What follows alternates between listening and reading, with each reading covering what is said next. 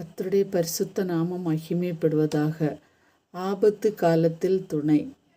தேவன் நமக்கு அடைக்கலமும் பலனும் ஆபத்து காலத்தில் அனுகூலமான துணையுமானவர்.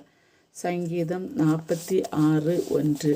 தாவீது ராஜா தன் வாழ்க்கை முழுவதும் கர்த்தரை துணையாக கொண்டு இஸ்ரவேல் ஜனங்களை வழிநடத்தினார். அவர் சொன்னார், கர்த்தரே நமக்கு துணையும் கேடகமுமானவர்.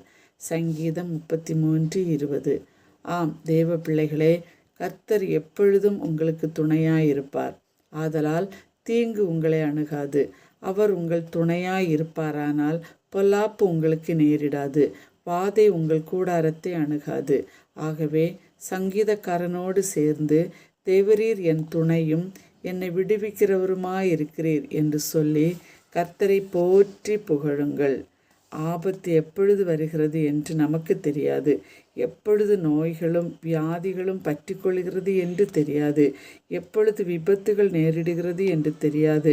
வறுமை, தரித்திரம், கடன் போன்றவை நம்மை பயப்பட வைக்கிறது. கர்த்தரோ இவை எல்லாவற்றிலும் நமக்கு கொடுக்கிற வாக்குத்தத்தம் என்ன? என்னை நோக்கி கூப்பிடு, நான் உன்னை விடுவிப்பேன், நீ என்னை மகிமைப்படுத்துவாய்.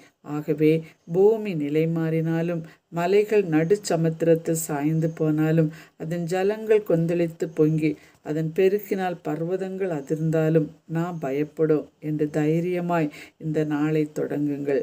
மகிழ்ச்சியோடு தேவனை துதியுங்கள். ஜெபிப்போம். அன்புள்ள இயேசு சுவாமி, இந்த நல்ல நாளுக்காக உமக்கு நன்றி. நாங்கள் தொடங்க போகிற இந்த புதிய மாதத்திற்காக உமக்கு நன்றி கூறுகிறோம். நீர் எங்களுக்கு ஒவ்வொரு நிமிடமும் ஒவ்வொரு நாட்களும் துணைவராயிருந்து எங்களை வழி நடத்துவீராக.